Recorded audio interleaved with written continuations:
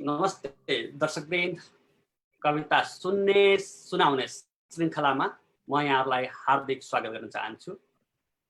आज पनि हामी कविता सुन्न र सुनाउनका लागि उपस्थित भइसकेका छौँ। म किशोर सापकोटा, अमेरिकाको लुइभिल सहरबाट। यसै गरी आज आफ्ना कविताहरू सुनाउनका लागि क्यानाडाबाट विमला कार्की नेपाल, नेपालबाट सुविद गुरागाई, उहाँको सुविधा पनि भन्नुहुन्छ, सुविद गुरागाई, र त्यसै गरी नेपाल प्रज्ञा प्रतिष्ठानका प्राज्ञ नन्दु उप्रेतीजी हामीसँग जोडिसक्नु भएको छ। अमेरिकाको यो बिहानी र नेपालको यो बेलुकाको समयमा हामी तपाईँहरूलाई हार्दिक स्वागत गर्दै आज कविता सुन्ने सुनाउने श्रृङ्खला अगाडि बढाउन चाहन्छौँ। यो श्रृङ्खला हामीले हरेक शनिबार गर्ने गरेका छौँ। बीचमा एक दिन प्राविधिक कारणले हामी जोडिन सकेनौँ भने एक दिन बीचको माहौल परेको कारणले पनि यो श्रृङ्खलालाई नियमित गर्न सकेनौँ। अब ढिला नगरिकन आज हामी कविता सुन्ने सुनाउने श्रृङ्खलालाई अगाडि बढाउन चाहन्छौँ। अलिकति संक्षेपमा छोटो कुराकानी गरिसकेपछि हामी कविता सुन्ने सुनाउने श्रृङ्खला जारी राख्नेछौँ। सबैभन्दा पहिला म सुविद गुरागाईजीसँग जान चाहन्छु। सुविद गुरागाईजीको जुनको आगो शीर्षक कविता सङ्ग्रह प्रकाशित भइसकेको छ र उहाँको यो वर्ष सर्वाधिक चर्चित नलाएको मायाले झन् रुवायो बरी भन्ने गीत पनि चलेको गीत हो, एउटा चर्चित गीत हो। सुविदजी, यो कविता सुन्ने सुनाउने श्रृङ्खलामा तपाईँलाई स्वागत गर्न चाहन्छु। आज कविता सुन्ने सुनाउने श्रृङ्खलामा आउँदा कस्तो अनुभूति भइरहेको छ, अलिकति पहिला कुराकानी गरौँ न। नमस्कार सबैजना सुन्नुहुने दर्शक, हेर्नुहुने सबैजना र तपाईँ सञ्चालक किशोरजीमा, तपाईँ त मेरो पुरानो मित्र हुनुहुन्छ। सँगैसँगै हामी काम गर्थ्यौँ पत्रकारितामा। अहिले तपाईँ टाढा हुनुभयो, तर पनि यो प्रविधि त्यति यो एउटा सिकायो हामीलाई, प्रविधिले कति सजिलो नजिक हुन्छ भनेर। किशोरजीलाई पनि धन्यवाद छ र सबै सुन्नुहुने र मसँगै अरू सहभागी हुने साथीहरूलाई पनि धन्यवाद छ। सबै भेटघाट भयो, परिचय भयो, सुन्ने सुनाउने सिलसिला भयो। सबभन्दा पहिले म किशोरजीको दुईवटा कुरालाई अलिकति संशोधन गर्न चाहन्छु। एउटा कुरा चाहिँ त्यो जुनको आगो भन्ने चाहिँ छ, त्यो चाहिँ मैले गजल सङ्ग्रह भनेको छु। सुविद गुरागाईको दिवान हो त्यो, दिवाने सुविद गुरागाई भनौँ त्यसलाई, होइन। अनि अर्को चाहिँ त्यो नलाएको मायालाई पनि मैले गजल नै भनेको छु। तपाईँले गीत भनिदिनु भयो, ठिकै छ, केही छैन, यस्तै छ। तर शैलीमा चाहिँ मैले सकेसम्म आफ्नो बोल बुद्धि बर्बरले भ्याएसम्म चाहिँ गजलै बनाउने प्रयास गरेको छु। गाउँदा गर्दा नेपालमा त्यही छ, सङ्गीतको घराना विकास भएको छैन, त्यसले गर्दाखेरि अलिकति गजलको साङ्गीतिक पक्ष चाहिँ समस्याग्रस्त छ, लेखन चाहिँ ठिकै छ। धन्यवाद सुविदजी। हामीले आम श्रोताहरूले सुन्दाखेरि गजलहरूलाई पनि हामी गीतकै रूपमा बुझ्छौँ धेरै जस्तो, त्यसैले मैले त्यसलाई गीत भन्न चाहेको हुँ। सुविदजी, हजुर, सुविदजी एउटा राम्रो अनुवादक पनि हुनुहुन्छ, उहाँले थुप्रै साहित्यिक अनुवाद पनि गर्नुभएको छ। यसै गरी अब म विमला कार्की नेपालसँग जान चाहन्छु। उहाँको परिवार पनि एउटा साहित्यिक माहौलको परिवार छ। उहाँको हस्बेन्ड शिव नेपाल पनि उत्तिकै राम्रा साहित्यिक कृतिहरू सिर्जना गर्नुहुन्छ, विशेष त उहाँ छन्दमा लेख्नुहुन्छ। विमलाजीको रुचि चाहिँ विशेषतः गजलमा नै रहेको छ। विमलाजी, तपाईँलाई पनि म स्वागत गर्न चाहन्छु। आज कस्तो अनुभूति भइरहेको छ? सर्वप्रथम त मलाई यस कार्यक्रममा आउने अवसर प्रदान गर्नुभयो, त्यसको लागि किशोरजी हजुरलाई धेरै धेरै धन्यवाद दिन चाहन्छु। अब जब साहित्यमा केही गरिन्छ होइन, जब रचना गरिन्छ, त्यो रचना चाहिँ अरू समक्ष पनि सुनाउन पाइयोस् भन्ने त्यो रचनाकारको जहिले पनि एउटा त्यो इच्छा हुन्छ जस्तो लाग्छ। र त्यो इच्छा चाहिँ यहाँले पुरा गर्ने जुन माहौल दिनुभयो त्यसको लागि धेरै धेरै म खुसी छु। र यहाँ हाम्रो सरहरूसँग जुन परिचय हुने मौका मिल्यो, साँच्ची नै अत्यन्तै आभार व्यक्त गर्न चाहन्छु म। धन्यवाद विमलाजी।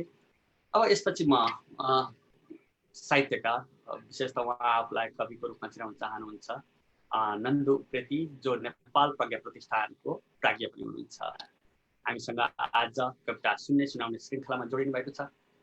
आज कस्तो अनुभूति भइरहेको छ सर? नमस्कार। रमाइलो लागेको छ किनभने अब यो अनलाइनको दुनियाँले प्रभाव पार्दै गएको छ हामीलाई र यसले वास्तवमा संसारका विभिन्न ठाउँका सृजनकर्ताहरूलाई जोड्ने काम त्यो अवसर प्रदान गरेको छ। त्यस अर्थमा पनि यो लकडाउन कोरोनाको समस्याले वास्तवमा सृजनशील मान्छेहरूलाई चाहिँ एउटा अवसर, चुनौतीका सँगसँगै एउटा अवसर पनि प्रदान गरेको छ र म यस पछाडि यो कोरोनाको समस्या पछाडि धेरै अनलाइन कार्यक्रमहरूमा देश विदेशबाट हुने कार्यक्रमहरूमा जोडिएको हुनाले मलाई कस्तो लागिरहेछ भनेदेखि बरु पहिला हामी एउटा चाहिँ स्थलगत रूपमा फिजिकल रूपमा चाहिँ कार्यक्रममा जान्थ्यौँ, 2-4 जना साथीहरूसँग भेट हुन्थ्यो, यीका वरपरका साथीहरूसँग भेट हुन्थ्यो, धेरै भए जिल्लामा कार्यक्रममा जाँदा जिल्लाका साथीहरूसँग भेट हुन्थ्यो, बाहिरका साथीहरूसँग भेट हुने अवसर कम प्राप्त हुन्थ्यो। यो बेला चाहिँ जस्तो अब यो बिमलाजीलाई मैले देखेकै थिएन हैन, चिनेकै थिएन, अब निकटतम सम्बन्ध भयो। त्यस्तै यी काठमाडौँमै बसे पनि सुविदजीसँग मेरो चिनजान थिएन, अब त्यो अवसर यी पनि प्राप्त भयो। यसले बडा राम्रो अवसर दिएको छ। आजको कार्यक्रमका लागि तपाईलाई धेरै धेरै धन्यवाद। धेरै धेरै धन्यवाद नन्दुजी। नन्दुजीका 2वटा बाल कविता संग्रह, एउटा यात्रा निबन्ध संग्रह र एउटा अनुवादको कृति प्रकाशित भइसकेका छन्। अब सबैभन्दा सुरुमा आज गजलमै जाउँ र सुविदजीका गजलहरू सुनौँ। आज सबैभन्दा सुरुमा हामी क्रमशः सुनेछौँ। सबभन्दा पहिला एउटा राउन्ड, दोस्रो राउन्ड र तेस्रो राउन्ड गर्नेछौँ। सबभन्दा पहिलो राउन्डमा पहिलो गजल सुविदजीबाट। धन्यवाद। म तपाईँको आग्रह अनुसार सुरुमा गजल सुनाउँछु। बिचमा तपाईँको कविताको कार्यक्रम खास गरेर भएको हुनाले कविता पनि एउटा सुनाउँ कि भन्ने चाहिँ मन कता कता लागिरहेको छ। म कवि पनि हो, फेरि सुरुमा चाहिँ कवि हुन भनेर एकदम जोर जुलुमले लागेको थिएँ। अनि पछि यसो हेरेको कविता लेखेर चाहिँ पेट पालो त्यति हुन नसक्ने रहेछ नेपालमा भन्ने जस्तो लागेपछि अनि पत्रकार भइगएँ। पत्रकार हुँदा हुँदै सँगै चलिरहेको छ जिन्दगी होइन। कविता पनि लेख्छु, गजल चाहिँ सुनौ है त। मेरो एउटा गजल तपाईँलाई राख्न चाहन्छु। म चाहिँ खास गरेर गजलमा अलिकति दर्शन, जीवनको दर्शन होस्, अलिकति मान्छेको दिमागमा चाहिँ अलिकति केही परिवर्तनको सन्देश आओस्, सोच्ने तरिका बदलियोस् मान्छेको भन्ने हिसाबले लेखिरहेको हुन्छु। कति सक्छु सक्दिनँ होइन, कोसिस चाहिँ गरिरहन्छु। त्यस्तो सामान्य कुराहरूलाई पनि अलिकति म दार्शनिक रङ लगाएर त्यसलाई प्रस्तुत गरिरहेको हुन्छु। जस्तो कि सन्दिदीले, लोचन भट्टराईले पनि गाउनु भएको छ, यो सङ्गीतबद्ध पनि भइसक्यो, रेकर्ड पनि भएको छ। खालि पैसा अलिकति कम भएर भिडियो सिडियो बनाउन नपाएर सार्वजनिक गरेका छैनौँ, त्यो पनि हुन्छ कुनै दिन। अब यसको चाहिँ मतलब यसरी सुरु हुन्छ। जब मन धेरै दुखेको हुन्छ, जब मन धेरै दुखेको हुन्छ, जब मन धेरै दुखेको हुन्छ, हाँसोमा आँसु लुकेको हुन्छ। जब मन धेरै दुखेको हुन्छ, हाँसोमा आँसु लुकेको हुन्छ, सर्वोच्च हुन्न संसारमा अरू। सर्वोच्च भन्नाले हामीले कसरी बुझ्छौँ? सर्वोच्च सगरमाथा होइन, सबैभन्दा अग्लो ठाउँ त सगरमाथा। तर मेरो दृष्टिकोणले चाहिँ मेरो अध्ययनबाट चाहिँ के भन्छ भने सर्वोच्च पनि सगरमाथा पनि सर्वोच्च होइन। किनभने जब त्यहाँ मान्छे पुग्छ त्यसपछि चाहिँ मान्छे पुगेपछि स्थूल चिजको गणना गर्दा समुद्री सतहबाट मान्छेको टुप्पी हुन्छ नि, त्यहाँ पुग्छ सर्वोच्चता। अनि तपाईँ पुग्दा, म पुग्दाखेरि एक किसिमको सर्वोच्चता हुन्छ, किशोर सापकोटा पुग्दा अर्कै हुन्छ। हाम्रो राजन भाइ छ एउटा यहाँ सुनसरीमा, राजन अधिकारी त्यो पुग्यो भने अर्कै खालको सर्वोच्चता हुन्छ, अमिताभ बच्चन पुग्यो भने अर्कै हुन्छ होइन। सर्वोच्च स्थायी चिज होइन रहेछ भन्ने मलाई लागेर अनि मैले त्यही लेखेको। सर्वोच्च हुन्न संसारमा अरू, सर्वोच्च हुन्न संसारमा अरू, मायामा सगर झुकेको हुन्छ। जब मन धेरै दुखेको हुन्छ, हाँसोमा आँसु बसेको छ। जतिले बदलिन्न सत्य, जतिले भनुन् बदलिन्न सत्य, जतिले भनुन् बदलिन्न सत्य, बुझ्नेले कुरा बुझेको हुन्छ। जतिले भनुन् बदलिन्न सत्य, बुझ्नेले कुरा बुझेको हुन्छ। जब मन धेरै दुखेको हुन्छ, हाँसोमा आँसु लुकेको हुन्छ। यसको अन्तिममा छ, कि हो त्यो पागल, कि हो त्यो पागल कि कोही प्रेमी। अब कवि प्रेमी र पागल एउटै हुन्छ भन्छ नि हैन। त्यस्तै त्यस्तै कि हो त्यो पागल कि कोही प्रेमी, कि हो त्यो पागल कि कोही प्रेमी, जो गजल तालमा डुबेको हुन्छ, जब मन धेरै दुखेको हुन्छ, हाँसोमा हाँसो लुकेको हुन्छ, सर्वोच्च हुन संसारमा हरू, मायामा सगर झुकेको हुन्छ। धन्यवाद। धन्यवाद सुमितजी, धेरै मिठो गजल सुनाउनु भयो। आजको यो कविता सुन्ने सुनाउने श्रृङ्खला अत्यन्त रमाइलो हुने अपेक्षा गरेका छौँ। हामीले कविता सुन्ने सुनाउने कविताहरूको श्रृङ्खला भने पनि यसमा हामी गजलहरू पनि प्रस्तुत गर्नेछौँ। यसमा कुनै त्यस्तो दायरा भने राख्ने छैनौँ। अब यस पछाडि हामी गजल पनि त कविता हो, उर्दू शैलीको एउटा कविता, उर्दू फारसी शैलीमा लेखिने एउटा कविता हो। हजुर, अब फेरि हामी सुमितजीका अरू गजल र कविताहरू सुन्ने नै छौँ। यस पछाडि म बिमला कार्की नेपालसँग जान चाहन्छु, जो क्यानाडाबाट हुनुहुन्छ। आजको पहिलो राउन्डको बिमलाजीको पहिलो प्रस्तुति। मैले यो पहिलो राउन्डमा चाहिँ एउटा कविता भन्न चाहेँ। यो कविता म कविता गद्यमा प्राय लेख्छु। यो कार्यक्रममा वाचन गर्नु अलि सान्दर्भिक लागेर मैले पहिलो मेरो रचना वाचन गर्दैछु र मेरो शीर्षक छ बा यस्तै भो। यो मैले भर्खरै गएको कुशे औँसीको दिनमा लेखेको कविता हो। चलक्क चल्कने तालुबाट खल खल पसिना बगाउँदै, चलक्क चल्कने तालुबाट खल खल पसिना बगाउँदै, कहिले बाटोमा छर्नुभयो धेरै माटोमा छर्नुभयो, आफू चरक्क घाममा डल्ला फुटाउँदै, आफू चरक्क घाममा डल्ला फुटाउँदै हामीलाई शीतल छहारीमा पार्नुभयो, जिताउन हामीलाई, जिताउन हामीलाई पटक पटक धेरै थोक हार्नुभयो, तर हिम्मत बोकेरै, तर हिम्मत बोकेरै, हिम्मत बोकिकनै हाम्रा लागि के सार्नुभयो। घाँस दाउरा सेउला भारी, कहिले वारी कहिले भारी, खै अझ के ठार्नुभयो, खै अझ के ठार्नुभयो हाम्रा रहरका खातिर, हाम्रा रहरका खातिर आफ्ना रहर मारेर बढाउनु भो पढाउनु भो, अनि जान्छु भन्दा फुल माला गरेर हवाई जहाज चढाउनु भो, अनि जान्छु भन्दा फुल माला गरी हवाई जहाज चढाउनु भो। हिजो मकै चपाएर खुवाएका दाँतहरू हराए, हिजो मकै चपाएर खुवाएका दाँतहरू हराए, छोरीहरू टाढा रातको निन्द्रा र भोक हराए। अब त रोगले दिनदिनै हेप्दो हो, अब त रोगले दिनदिनै हेप्दो हो, कमजोर ती आँखाले, कमजोर ती आँखाले खै कति पो देख्दो हो, तर पनि नभनी नभनी, तर पनि नभनी नभनी सुटुक्क आकाशे बाटो हेर्दै अब त फर्केलान्, अब त फर्केलान् टेक्ने लौरोको आश गर्दै, पाकेका केस थाकेका मन बोकी बुवा उड्दै पो हो कि। म भने अझै यो अनकन्ठार सहरको सुनौलो लेपमा फुलिरहेछु, म भने अझै यो अनकन्ठार सहरको सुनौलो लेपमा फुलिरहेछु, डुलिरहेछु भित्री आफ्ना भुलेर, भित्री आफ्ना भुलेर, भुलेरै आफ्ना खोजिरहेछु, खोजिरहेछु। धन्यवाद। धन्यवाद बिमलाजी। पहिला धेरै आमाका बारेमा कविताहरू लेखिए, आमाका बारेमा साहित्यिक कृतिहरू भए, बाका बारेमा लेखिएन भन्ने एउटा गुनासो आउँथ्यो। आजकल बाको बारेमा पनि बुवाको बारेमा धेरै कृतिहरू, धेरै साहित्यिक सृजनाहरू सिर्जना भइरहेछन्। यो अत्यन्त खुसीको कुरा हो। अब यस पछाडि म नन्दु उप्रेतीजीसँग जान चाहन्छु। उहाँले पहिलो राउन्डको पहिलो प्रस्तुति दिँदै हुनुहुन्छ।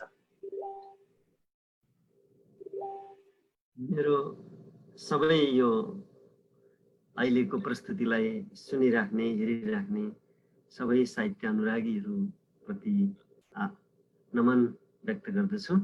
र मेरो कविताको शीर्षक छ आमा नै आयो है, आमा नै आयो। माकुराकी आमा, आमा त आमा तर माकुराकी आमा। आमा भोक लाग्यो, आमा भोक लाग्यो। मसिना फुलहरूबाट वार्रै निस्कने बित्तिकै सबै बच्चाहरूले एकै स्वरमा आर्तनाद गरे, आमा भोक लाग्यो। सयौं नानीहरूलाई एकैचोटि कसरी के खुवाउने? मायासँगै खोलिदिन आमाले मुटुभित्र जोगाइराखेको मह जस्तै मिठो अमृतको भान। सिद्धिएपछि अमृत भोलिपल्ट पनि भोक लाग्यो नानीहरूलाई। सिद्धिएपछि अमृत भोलिपल्ट पनि भोक लाग्यो नानीहरूलाई। ल बिस्तारै यसैलाई खाऊ, आफ्नै शरीरको एउटा अङ्ग दिइन् आमाले। अर्को दिन फेरि भोक लाग्यो उनीहरूलाई। आमाले खुसी हुँदै अर्को अङ्ग दिइन्। आमाका अङ्गहरू खाएर हुर्किँदै गए नानीहरू, रमाउँदै दौडन थाले वरपर। अब आमाको सानो टाउको मात्र बाँकी रह्यो। आमाको सानो टाउको मात्र बाँकी रह्यो। आत्तिएर नानीहरू, ओहो आमा, टाउको मात्र बाँकी छ, तपाईँ त सकिनै लाग्नुभयो। आमा तपाईँ त सकिनै लाग्नुभयो। आमाले मुस्कुराउँदै भनिन्, म एक्ली भएँ, एक्ली थिएँ। अब हेर त, तिमीहरू सयौं छौ, म सकिएकी होइन। म तिमीहरू नै भइरहेकी छु। लु अब यो अलिकति बाँकी रहेको टाउको पनि खाऊ। लु अब यो अलिकति बाँकी रहेको टाउको पनि खाऊ। धन्यवाद। धन्यवाद सर। नन्दु सरको कविता पनि अत्यन्त भाव बोकेको कविता थियो।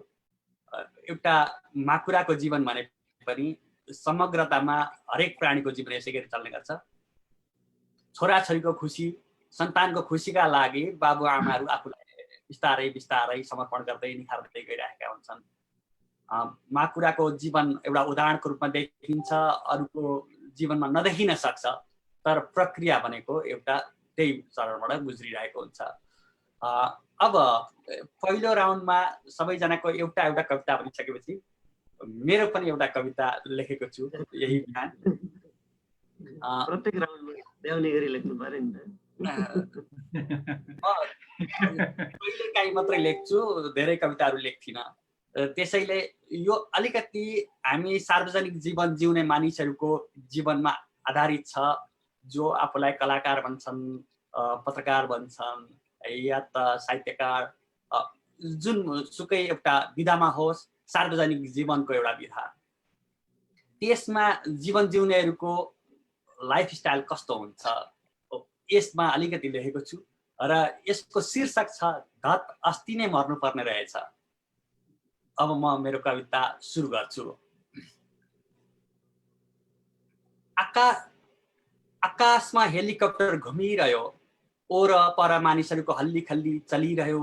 जात्रै जात्राको देशमा केही भयो होला, जात्रै जात्राको देशमा केही भयो होला। कोही हाँस्यो होला, कोही रोयो होला। मलाई बाल मतलब यो दुनियाँलाई मतलब नगर्न त मरेको थिएँ, कसैले नभेट्ने गरी खोजबाट झरेको थिएँ। यो दुनियाँलाई मतलब नगर्न त मरेको थिएँ, कसैले नभेट्ने गरी खोजबाट झरेको थिएँ। केही बेरमा शरीर एकातिर र म अर्कैतिर भएको चाल पाएँ। कस्तो ठाउँतिर अनमरिएछ भन्दै गाली गरेको थाहा पाएँ।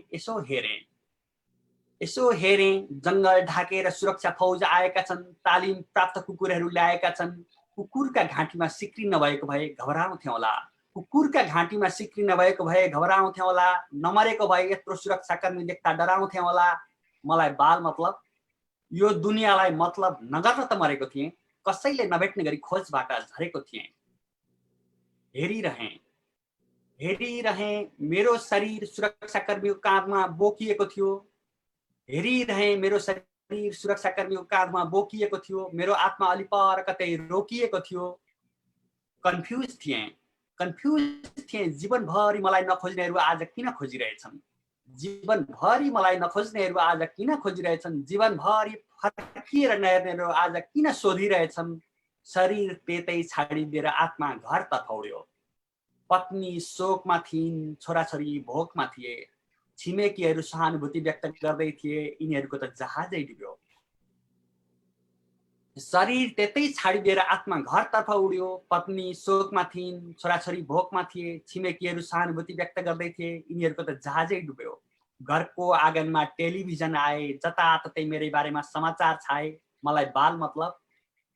घरको आँगनमा टेलिभिजन आए, जताततै मेरै बारेमा समाचार छाए, मलाई बाल मतलब। यो दुनियाँलाई मतलब नगर्न त मरेको थिएँ, कसैले नभेट्ने गरी खोजबाट झरेको थिएँ।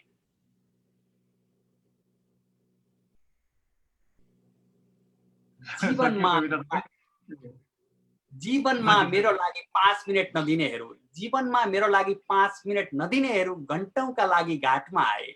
जीवनमा मेरो लागि 5 मिनेट नदिनेहरू घण्टौँका लागि घाटमा आए। जीवनभर धारे हात लाउनेहरू मेरो बारेमा महिमा गाए। छोराछोरीलाई दूध किन्न 100 रुपियाँ नदिने तर हजारौंको दारू खुवाएर गफ दिनेहरूले मेरो रसिक जीवनको कहानी सुनाए।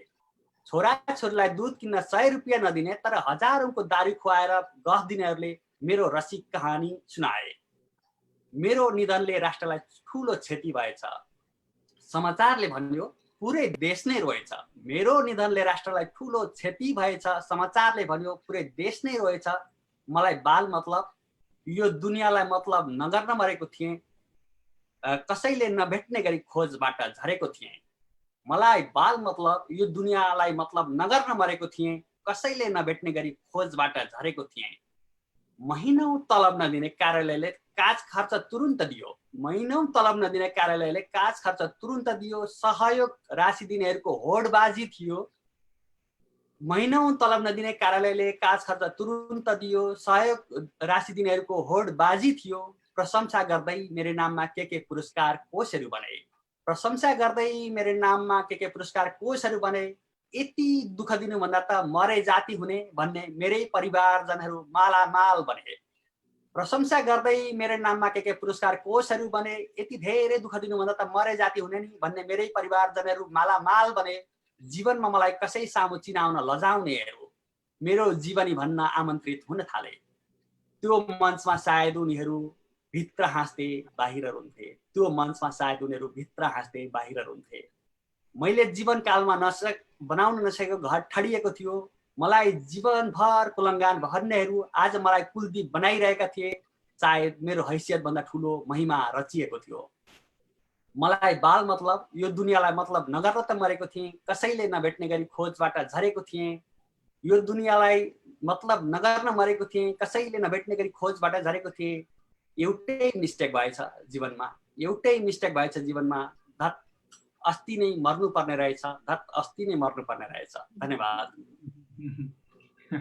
एक पत्रकारको डायरी भन्नु पर्ला यसलाई।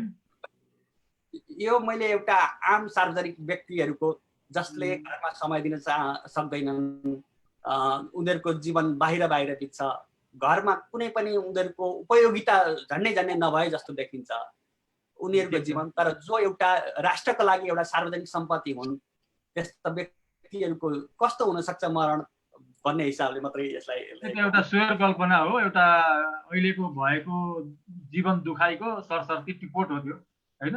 त्यति कला यसमा धेरै कलाको त मात्रा चाहिँ अलिक कमै छ, कमै देखेँ मैले चाहिँ। हजुर हुन्छ नि आर्टिस्टको एउटा कविले जसरी कविले जसरी एउटा सोझो प्रश्न हो। हजुर ठीक छ। मैले अघि पनि भने म कविता लेख्ने। तपाईको साहित्यिक कार्यक्रम कति हप्तासम्म चल्यो, त्यति हप्तासम्म तपाईँ एउटा कवि भइसक्छ मैले विचार गरेँ। धन्यवाद। दर्शकवृन्द, हाम्रो कविता सुन्ने सुनाउने श्रृङ्खला जारी नै छ। अब हामी दोस्रो राउन्डमा प्रवेश गर्नेछौँ। दोस्रो राउन्डको प्रस्तुति सुबितजीबाट सुरु हुन्छ। सुबितजी, बीचमा एउटा व्यावसायिक विश्राम चाहिँ छैन तपाईँको? व्यावसायिक विश्राम छैन। साथी भएकोले मलाई रमाइलो। व्यावसायिक विश्राम कवितात्मक विश्राम भइगयो नि किशोरजीले सुनाउनु भयो। मेरो बानी नै त्यस्तै छ। म जे छ अगाडि सिधा कुरा गर्ने, होइन? दायाँ बायाँ लपन छपन त्यस्तो गफ गर्नु मलाई आउँदैन। तथापि एउटा अब लामो समयसम्म सँगसँगै काम पनि गर्थ्यौँ। उहाँ नेपाल समाचारपत्रमा हजुर र सुमितजीले जब नेपालमा उहाँ अलिकति के भन्छ यो अलक्षिन्न लगाएर भन्छन् नि नेपालीमा, सुबितजीले अलिअलि अलक्षित पनि लगाउनु भएको छ। जब उहाँले विमानहरूमा चरा ठोकिने कुरा लेख्न थाल्नुभयो त्यस पछाडि लगातार ठोकिराखे। त्यो बेलासम्म चरा ठोकिएका थिएनन्। जब उहाँले त्यो न्युज ठोकिन सक्छन् भनेर न्युज लेख्नुभयो त्यस पछाडि ठोकिन थाले। त्यसैले अलिकति अलक्षित पनि छ सुबितजीको। भविष्य वक्ता भन्नु पर्यो, त्यो अलक्षित भविष्य वक्ता हो। होइन अब त्यो फोहोरको डुङ्गुरमा त चरा आउनुपर्ने किन आएन भन्ने कुरो नि। त्यहाँ चाहिँ सिनो लगेर फाल्ने ठाउँ कि होइन, ट्रेन उत्रिने ठाउँमा, अनि त्यहाँ त आउनु पर्ने हो गिद्ध, किन आउँदैन गिद्ध भन्ने खालको थियो नि त कुरा। आएपछि ठोकियो भने के हुन्छ भने एउटा हाइपोथेटिकल त्यो पनि थियो। जब लेख्नुभयो त्यस पछाडि लगातार ठोकिराखे। ठिक छ, ल कवितातिर जाउँ। एउटा कविता सुनाऊ होइन त। म एउटा कविता सुनाउँछु कि यो कविता चाहिँ यो 50 सालतिर हो सायद। यो बाढी आएर जताततै यो पुलहरू भत्किए होइन, अनि जताततै बेली ब्रिजहरू लागे। त्यही बेलामा म पनि काठमाडौँमै थिएँ त्यतिखेर होइन। अनि काठमाडौँ हुँदाखेरि साथीहरूको समूहमा हामी आएको, इनरुवाबाट चाहिँ काठमाडौँ आइपुग्नलाई 60 ठाउँमा चाहिँ बस चढ्दै उत्रिँदै गर्दाखेरि हामी त काठमाडौँ पुग्दाखेरि त धुलो पिठो भइसक्यो त्यो मान्छेहरू होइन। अनि त्यसपछि त्यो बोरा पनि थियो, एउटा साथीको त विद्यार्थी के हुन्छ चामलको बोरा, त्यो बोरा बोकेर उतारेर चढाउँदाखेरि त के हाल भयो हाम्रो। त्यो सम्झेर एउटा मैले अनि काठमाडौँ पुगेको थियो, एउटा कविता लेखेको थिएँ क्या। कविता मन थियो फेरि सँगसँगै, अनि कविता लेखेको थिएँ। त्यो कविता चाहिँ पछि नवकवितामा पनि 51 सालमा छापेको थियो। त्यो कविता म सुनाऊ है त। यसको शीर्षक राखेको छु यो कातर मन। कातर मन पुल ढोक्छ, कातर मन पुल ढोक्छ, पुल भत्कियो भने डाइभर्सन ढोक्छ। कातर मन पुल ढोक्छ, पुल भत्कियो भने डाइभर्सन ढोक्छ, सडक भत्कियो भने सडक भत्काउने पहिरो ढोक्छ। कातर मन पुल ढोक्छ, पुल भत्कियो भने डाइभर्सन ढोक्छ, सडक भत्कियो भने सडक भत्काउने पहिरो ढोक्छ। कमजोर आत्मा अलिकति पनि चोट सहन सक्दैन फुट्छ। कमजोर आत्मा अलिकति पनि चोट सहन सक्दैन फुट्छ। कातर बेली ब्रिजमा डटेर हिँड्न खोज्छ, तर मनै लडिने डरले डराउँछ। कातर बेली ब्रिजमा डटेर हिँड्न खोज्छ, तर मनै लडिने डरले डराउँछ।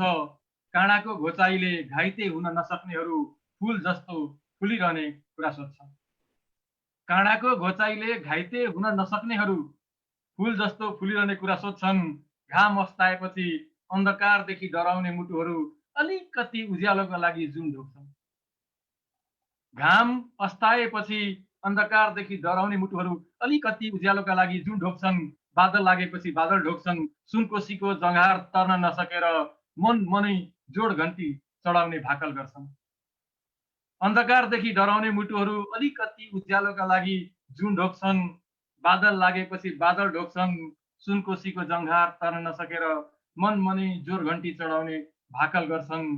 कातर मनहरू कतै पानीसँग, कतै आगोसँग, कतै हावासँग सम्झौता गरेर बसेका छन्। त्यसलाई फेरि एकचोटि सुनाउँछु म। कातर मनहरू कतै पानीसँग, कतै आगोसँग, कतै हावासँग सम्झौता गरेर बसेका छन्। कृपया ईश्वरले तिनीहरूको रक्षा गरून्। धन्यवाद सुबितजी।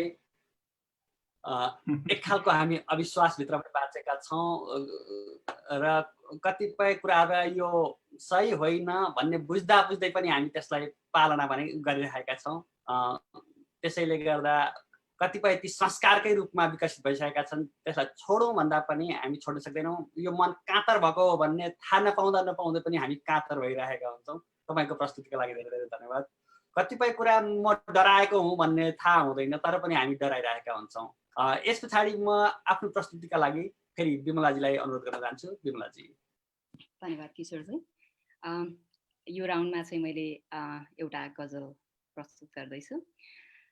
यो गजल चाहिँ दुनियाँलाई हामीले कसरी हेर्छौँ भन्ने कुराको एउटा सानो अभिव्यक्ति हो। म सुरु गर्छु यसलाई। नजर हो नजरले के देख्छ सही, नजर हो नजरले के देख्छ सही, तिम्रो तिन मेरो छ जे देख्छ सही।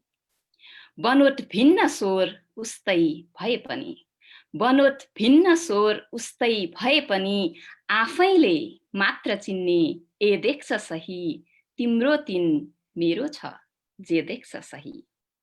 ओझेलमा परे पछि एउटा पाठो, ओझेलमा परे पछि एउटा पाठो, सामु सिक्काको जुए परे देख्छ सही, तिम्रो तिन मेरो छ जे देख्छ सही। सातु नौनी इनमा स्वाद अनुसारको, सातु नौनी इनमा स्वाद अनुसारको, खस्रो कोहीले चिप्लो घस्ने देख्छ सही, तिम्रो तिन मेरो छ जे देख्छ सही। परिस्थिति कहिले बुझी साध्य हुन्न, परिस्थिति कहिले बुझी साध्य हुन्न, मैले खराब त्यही उसले देख्छ सही, तिम्रो तिन मेरो छ जे देख्छ सही। कोही भन्छन् बाँझो बारी दुबो राम्रो, कोही भन्छन् बाँझो बारी दुबो राम्रो, छर्न अन्न मनले खोस्रे देख्छ सही, नजर हो नजरले के देख्छ सही, तिम्रो तिन मेरो छ जे देख्छ सही। धन्यवाद। राम्रो छ, धन्यवाद। यसमा थप टिप्पणी सुमितजीबाट। सुमितजी। ठिक छ। काफिया राम्रै तरिकाले खेलाउने प्रयास गर्नुभएको छ र प्रस्तुतिको सम्प्रेषणता पनि छ त्यसमा। त्यही अलिकति गायकी चाहिँ अलिकति कमजोर छ कि भन्ने लागेको कता हैन। तिम्रो तिन मेरो छ यस्तो शब्दहरूलाई अलिकति गाउनुलाई अप्ठ्यारो होला कि जस्तो पनि लाग्छ कता कति त। अथवा म तेरो फेरि गजलको विश्लेषण गर्ने मान्छे छैन, म खालि लेख्ने मान्छे हो। गणेन्द्र ओझारलाई म त्यही भनिरहन्छु कि तिमी लेख्छौ भने लेख भाइ राम्रो हैन, कि विश्लेषण गर्छौ भने विश्लेषण गर भाइ राम्रो, दुईटै चाहिँ नबन हैन। लेखक पनि हो भन्छौ अनि आफूले लेखेका गजल हुन् कि होइनन् त्यो तिमीलाई नै आफूलाई थाहा छैन। घरि हुन् पनि भन्छौ होइन पनि भन्छौ, भन्दाखेरि होइन भन्छौ अनि गजल कार्यक्रममा भाग लिन्छौ तिमी रचना लिएर गएर अनि अरूलाई चाहिँ गाली गर्छौ, यो त ठिक हुँदैन भाइ। लेख तिमी राम्रो, तिमी यस्तो चिज लेख कि सबैले वाह क्या लेखौ भनेर ओझाले भनोस्, कि होइन तिमी यस्तो चिज भन कि वाह क्या भन भनेर ओझाले भनोस्, लेख्न बन्द गर भन्छु। अनि दाइ गाली गर्नु कति गर्नुहुन्छ भन्छ, त्यस्तै गर्छ। म तर यो विश्लेषण गर्न जान्दिनँ है गजलको, म आफू बुझ्छु र कसरी लेख्नुपर्छ जानेको छु, पढेको छु गजलको बारेमा, दुनियाँको दिवानहरू पढेको छु, दुनियाँ उर्दू साहित्यहरू पढेको छु। मलाई लाग्छ कि मैले जति गजलमा त्यो उर्दू साहित्य छिचोलेको चाहिँ कमै मान्छे होला। म 42 सालदेखि नै उर्दू साहित्य पढ्छु। 42 सालमा सोच्नु न, 42 साल कहिले हो हैन। एसएलसी जब सक्यो त्यसपछि रसियन साहित्यहरू, मेरा साथीहरू रसियन किताबहरू पढ्थे अनि मैले चाहिँ मा एउटा किताब पढेर भ्लादिमिर त्यो दोस्तोयेभस्की के पढेँ, त्यसपछि मलाई रसियन किताबमा त्यति रस दिएन, म उर्दू साहित्यतिर लागेँ। अनि यति धेरै पढेँ मैले त्यो गाली भरका किताबहरू, त्यो त अनकाउन्टेबल भन्नु न। त्यो संयोग के भयो भने मेरो एकजना दाजु हुनुहुन्थ्यो कि उहाँ चाहिँ निर्वासित भएर भारत बस्नुभएको रहेछ। उहाँले जब देशमा फिर्ता आउने मौका पाउनुभयो त्यस्तै किताबहरू लिएर आउनु भएको रहेछ। पर्याप्त किताब थियो, बसेर साहित्य भएको थियो। धन्यवाद सुमितजी। यहाँले आफ्ना अनुभवहरू पनि सुनाइदिनु हामीलाई सँगसँगै। मलाई पनि मैले सुरुमै पनि भनिसकेको छु र अहिले पनि भन्न चाहन्छु, मलाई कविताको बारेमा या गजलको बारेमा धेरै अनुभव छैन र यो प्लेटफर्म एउटा धेरै अभ्यस्त भइसकेका मान्छेहरूको लागि भन्दा पनि यो सिक्दै जानेहरूका लागि एउटा प्लेटफर्म हो। हामीले यसै गरी विकास गर्न चाहन्छौँ। अभ्यस्तले हरेक ठाउँ त्यो प्लेटफर्म पाइरहेको छ।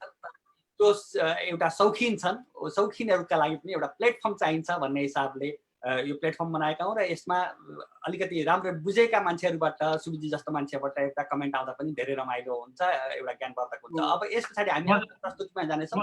गजलको बारेमा एउटा सानो कुरा म जोडिहाल्नु तपाईँलाई। गजलको बारे टिप्पणी माग्नु भयो होइन। गजलको बारेमा दुईटा कुरा चाहिँ हुनै पर्छ, जुनसुकै शर्तमा पनि, चाहे बहरमा चाहे गैर बहरमा। एउटा चाहिँ के भन्दाखेरि त्यसका सबै शब्दहरू कोमल, सबै शब्दहरू कोमल के एकदम नरम, छाम्दाखेरि एकदम मिहिन ढङ्गले छाम्न सकियोस्, एकदमै सबैले बुझ्ने खालको सकेसम्म। कुनै त बुझ्दैन होला, कहिलेकाहीँ बाध्यताले, तर सकेसम्म त्यसमा जति शब्द तपाईँले 50-60 शब्द जति शब्द गर्नु सबै गजल भनेको पर्छ, गाउनु चाहिँ पर्छ र गाएर सुनाउँदाखेरि कस्तो सुनिन्छ तपाईँ जे शब्द प्रयोग गर्नुहोस् त्यो ठिक छ, तर तपाईँले शब्द प्रयोग गरेको चाहिँ तपाईँको अगाडि छोरा राख्नुहोस्, छोरी राख्नुहोस्, श्रीमती राख्नुहोस्, होइन, साथी राख्नुहोस्, उसलाई सुनाउनुहोस् कि, अनि त्यो गाएर सुनाउँदाखेरि अनि उनीहरूको मनमा के तरङ्ग चल्छ त्यो तपाईँ कति हिम्मतका साथ त्यो चिजहरू गाउन सक्नुहुन्छ, कति मजाले त्यसलाई सुनाउन सक्नुहुन्छ, अनि त्यसको अनुहारमा कति इम्प्रेसन पर्छ, त्यसमा चाहिँ तपाईँको गजल लेखनको इम्पोर्टेन्स रहन्छ क्या। तपाईँ गाली गर्नका लागि भन्नका लागि त जे पनि भनिदिन सक्नुहुन्छ, तर त्यसलाई गाएर हेर्नुहोस् एकचोटि, अनि कति मजा आउँछ, अनि गजल हुन्छ हुँदैन थाहा पाउनुहुन्छ। भनेपछि गाउन मिलेन गजल हुँदै भएन होइन त सर? गाएन भने त हुँदैन, त्यो त गीत त पनि गाएन भने के, त्यसलाई अर्कै चिज भनिदिने हो, मुक्तक भनिदिने हो। गजलमा गायत्मकताको चाहिँ शक्ति कमजोर छ भने त्यो गजल कमजोरै हुन्छ। ट्युनिङै हुनु पर्यो। धन्यवाद धन्यवाद सुबिद। अब आफ्नो प्रस्तुतिका लागि म नन्दुजीलाई अनुरोध गर्छु। नन्दुजी, दोस्रो चरणमा मान्छेहरू सामान्यतया हामी सबैले भनौँ न होइन, के भन्छौँ भने कालो भनेको नकारात्मक हो, कालो भनेको हाम्रो विरोधी हो, कालो भनेको जहिले पनि हामीलाई पछि पार्ने हो। तर कहिलेकाहीँ कालो भनेको धेरै राम्रो चिज पनि हो। साह्रै कम मान्छेहरूले, साह्रै कम हेर्नेहरूले कालोलाई सकारात्मक पक्षबाट हेरेको देखिन्छ र कविता साहित्य जुनसुकै क्षेत्रमा पनि कालोलाई सकारात्मक हिसाबले हेरेको धेरै कम देखिन्छ। र मलाई कहिलेकाहीँ कस्तो लाग्छ भने अरूले धेरै कुराहरूलाई एकपक्षीय ढङ्गले हेरेको कुरालाई म अर्को कोणबाट हेरौँ न कस्तो हुँदो रहेछ भनेर त्यतातिर लाग्न पनि मन लाग्छ। र त्यो क्रममा मैले एउटा प्रिय कालो भन्ने कविता लेखेको छु। त्यो कविता तपाईँहरू समक्ष प्रस्तुत गरौँ है त। प्रिय कालो। सबेरै उठेर बिहानीलाई सोधे मैले, सबेरै उठेर बिहानीलाई सोधे मैले, कताबाट आयो, कसले पठायो तिमीलाई? सबेरै उठेर बिहानीलाई सोधे मैले, कताबाट आयो, कसले पठायो तिमीलाई? उसले मुस्कुराउँदै के भन्यो थाहा छ? उसले मुस्कुराउँदै के भन्यो थाहा छ? अँध्यारोबाट आएको, अँध्यारो कालोबाट, कालो रातबाट, रात अर्थात् मेरी आमा, मेरी प्रिय आमा, उनैले पठाए कि मलाई तिम्रो ओठमा बस्न, तिम्रो आँखामा पस्न र नाच्न तिम्रो खुसीको आँगनमा। झम झम दर्किरहेको झरीलाई आँगनमा उभिएर सोधे, झम झम दर्किरहेको झरीलाई आँगनमा उभिएर सोधे मैले, तिमी कहाँबाट आयो, कसले पठायो तिमी? झरीले मलाई अँगालो हाल्दै के भन्यो थाहा छ? ऊ माथि आकाश हेर त, त्यहाँ फैलिएको कालो बादल अर्थात् मेरी आमा।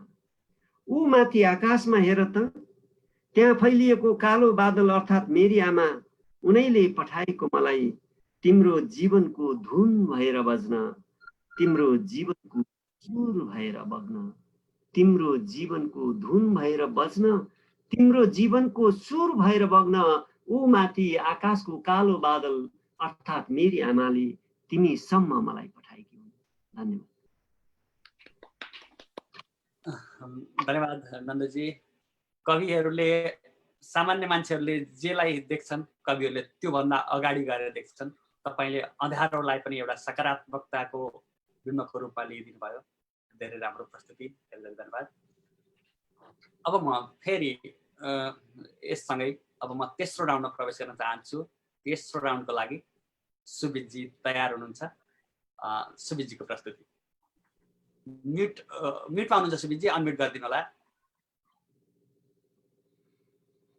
तपाईको राउन्ड चाहिँ जम्मा कतिवटा छ? तीनवटा राउन्ड हो हाम्रो यो जम्मा राउन्ड। हजुर,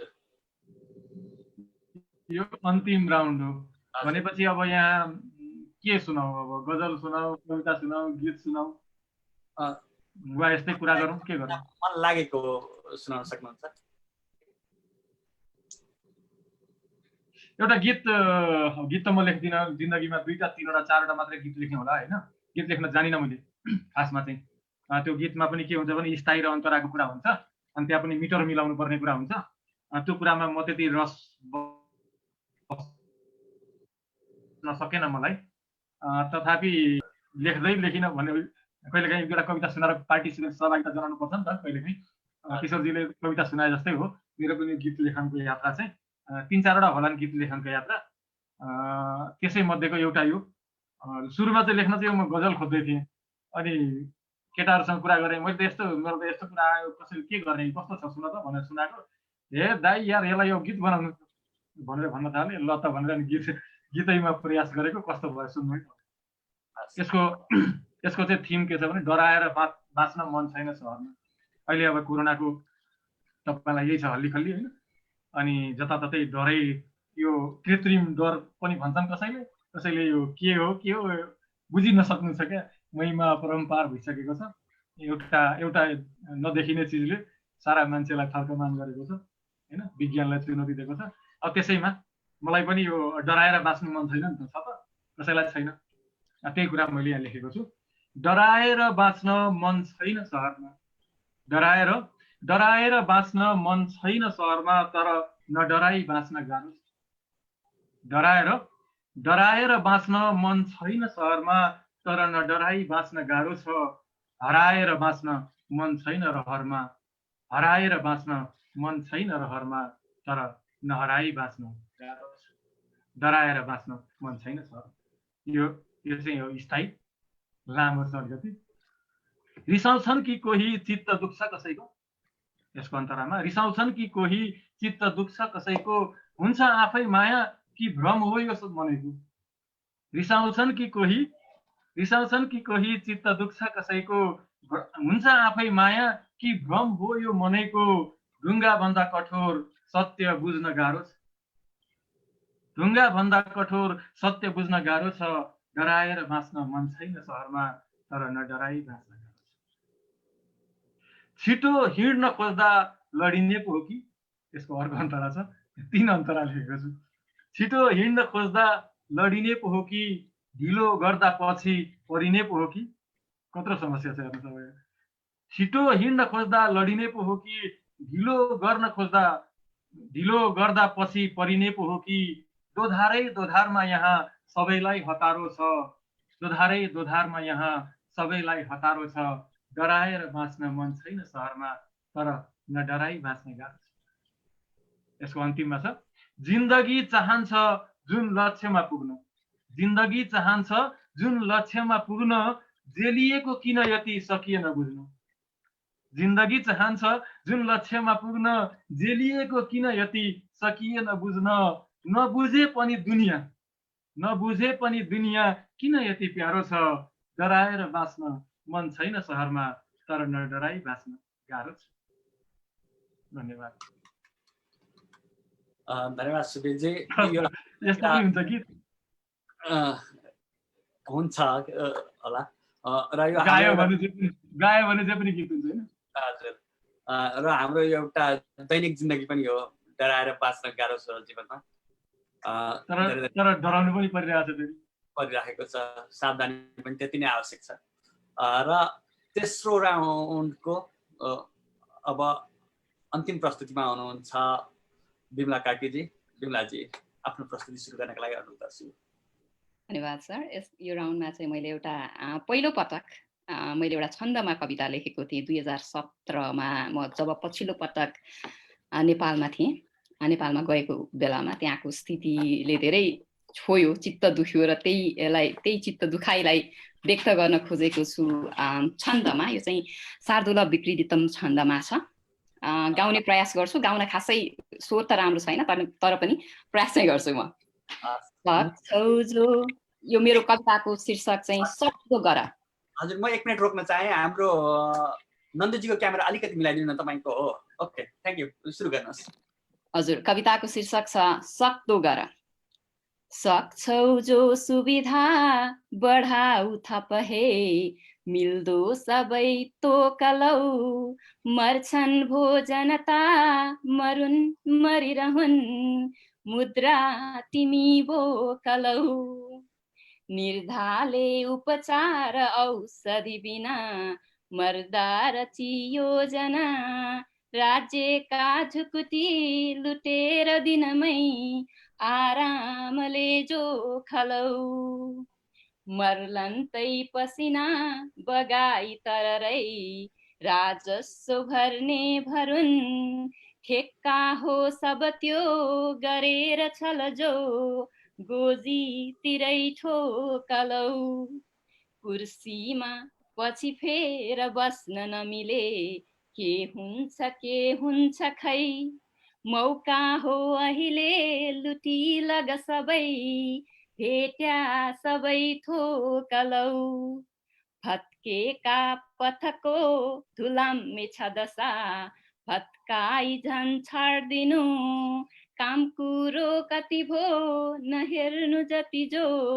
जस्तै रहन्छौ कलौ मस्तीले धुम खाउलाउ गरजे भत्ता डकारी सबै के सक्छौ अरु मच्ची मच्ची गफले रङ्गा उयोलो कलौ पल्लो त्यो घरको छिमेक जसरी भन्छन् उसै नाच्दिनु बेची मान र सान यो मुलुकको हड्डी पनि तोकलौ बेची मान र सान यो मुलुकको हड्डी पनि तोकलौ धन्यवाद राम्रो यो पनि कलात्मक छ यो आर्ट र यसले एउटा देशको कथा पनि भएको छ हामी जुन देशमा का नागरिक हौं त्यो देशको एउटा कथा पनि भएको छ र साहित्य सिर्जना पनि आफैमा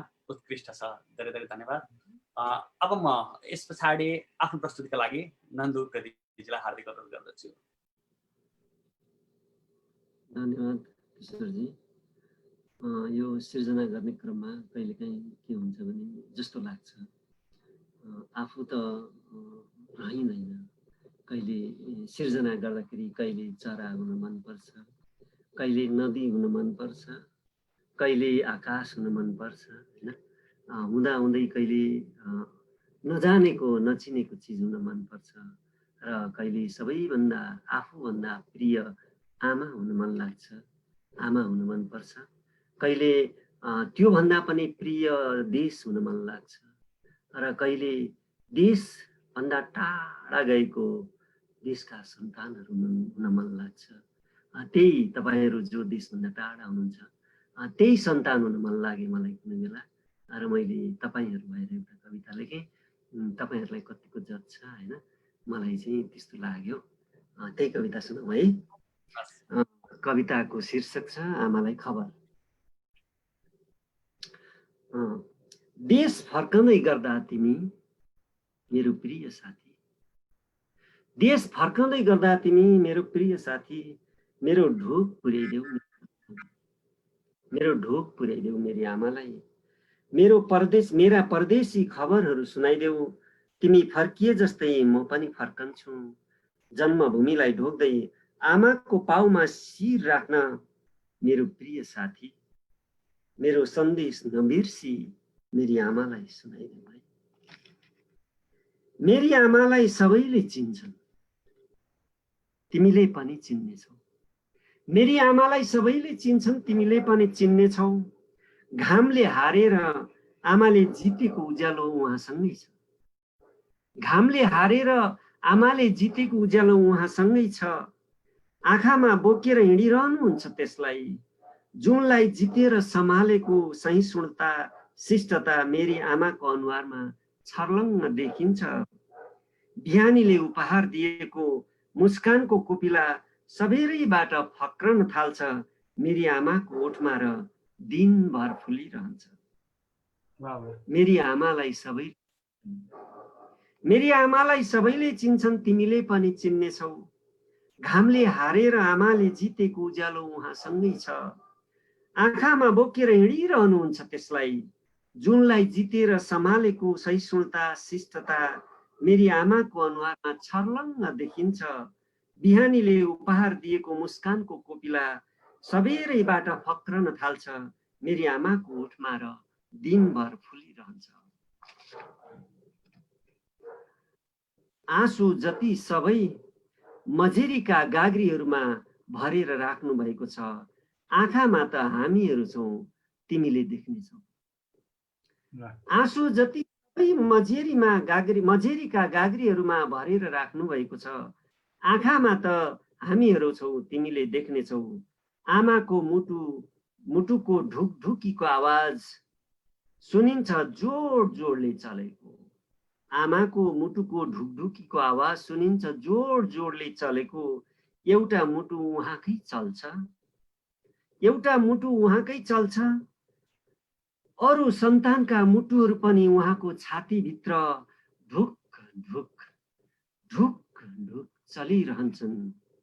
आमा भनेर बोलाउनु, त्यति बेला सिङ्गै मातृभूमि उठेर बोल्नेछन्, तिमीहरू सबै आउँदैछौ, आओ निदाउ मेरो छातीमा। र भोलि बिहानै घामभन्दा सबेरै उठेर बेउझाउनु मलाई पनि घामभन्दा पहिल्यै।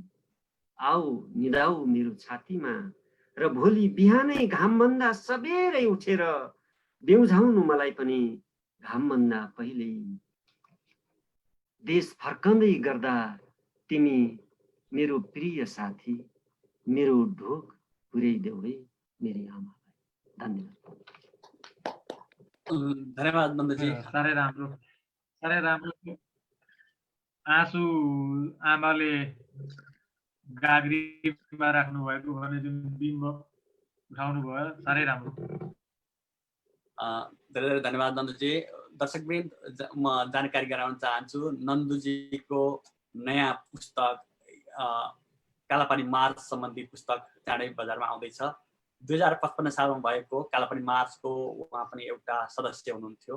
16 दिने मार्च थियो त्यो, त्यसको बारेमा उहाँले लेख्नुभएको पुस्तक चाँडै बजारमा आउँदैछ। र आजको हाम्रो कविता बारेमा थोरै भनौँला छोटोमा। नन्दजी, 2055 सालको ज्येष्ठ 22 गते काठमाडौँबाट हिँडेको विद्यार्थीहरूको, खास गरी अनेरा सुब्बाको कालापानी मार्च भन्ने राष्ट्रियताको अभियान थियो। त्यसमा चाहिँ म त्यतिखेर पत्रकार थिएँ, एउटा साप्ताहिक पत्रिकाको सम्पादक थिएँ। मलाई त्यो सम्बन्धित पार्टी जो अनेरा सुब्बाको मातृ पार्टी थियो त्यसको महासचिव र अनेरा सुब्बाको अध्यक्ष र उपाध्यक्षले विशेष आग्रह गर्नुभयो, तपाईँले पत्रकारहरूको संयोजन गरिदिनु पर्यो र अलिकति पत्रकार साथीहरू लिएर जानु पर्यो भन्नुभयो। त्यस पछाडि हामी 6 जनाको टिम बनायौँ। म, दीपक पाण्डे, गणेश खत्री एकजना वैज्ञानिक पत्रकार हुनुहुन्थ्यो, उहाँ बितिसक्नुभयो, गणेश खत्री, सञ्जय घिमिरे भन्ने साथी हुनुहुन्थ्यो, सीताराम बराल, शरद अधिकारी। हामी 6 जना पत्रकारहरू सँगै गएका थियौँ।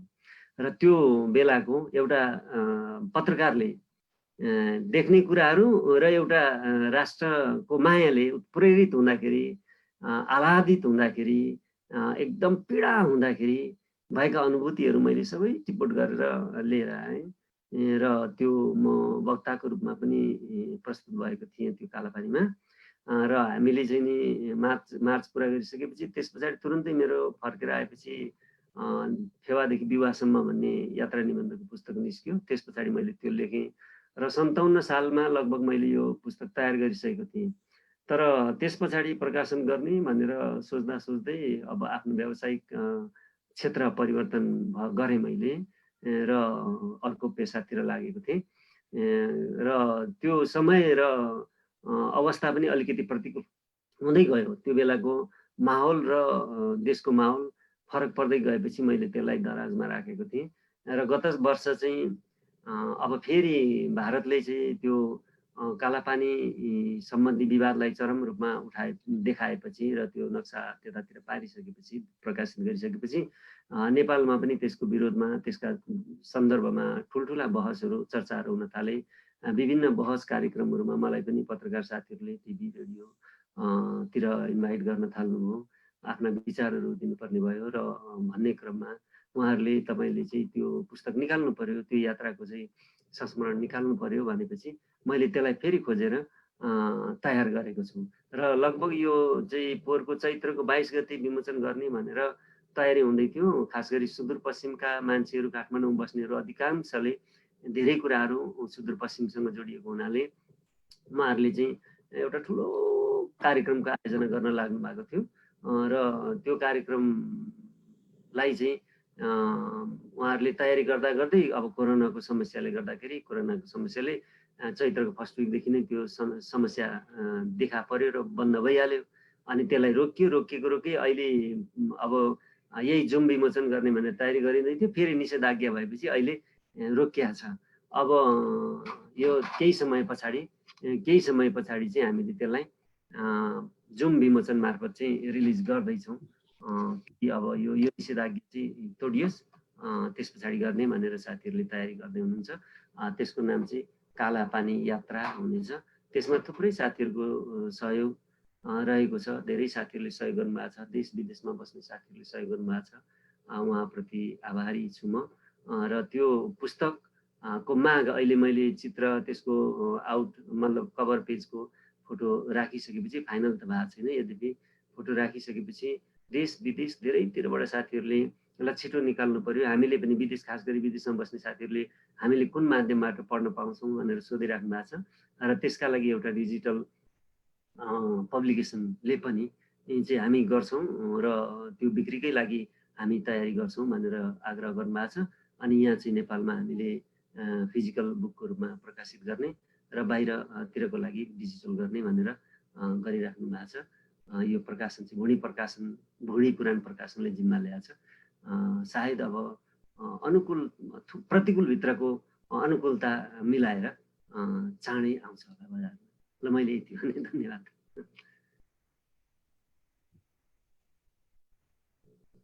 म्युट छ। दर्शकवृन्द, यति बेलासम्म हामी कविता सुनाउने श्रृङ्खलामा थियौँ। हामी यो कार्यक्रम हरेक शनिबार अमेरिकाको बिहान र नेपालको बेलुकाको समयमा प्रस्तुत गर्नेछौँ र तपाईँहरू कोही सृजनशील व्यक्तिहरू हुनुहुन्छ भने यसमा तपाईँहरू पनि भाग लिन सक्नुहुनेछ। मलाई मेसेन्जरमा इनबक्स गर्न सक्नुहुनेछ। आजको कविता सुनाउने श्रृङ्खलामा सहभागी भइदिनु भएकोमा सुबिद गुरागाईजी, त्यसै गरी विमला कार्की नेपालजी र नन्दु उप्रेतीजीलाई म हार्दिक धन्यवाद दिन चाहन्छु। यसै गरी हामीलाई यो बेलासम्म सहयोग दिनुभएकोमा हेरेर दर्शकहरूप्रति आभार व्यक्त गर्न चाहन्छु। हामी अर्को शनिबार फेरि पनि आउने छौँ। अहिलेलाई भने म बिदा माग्न चाहन्छु। नमस्कार। धन्यवाद धेरै धेरै।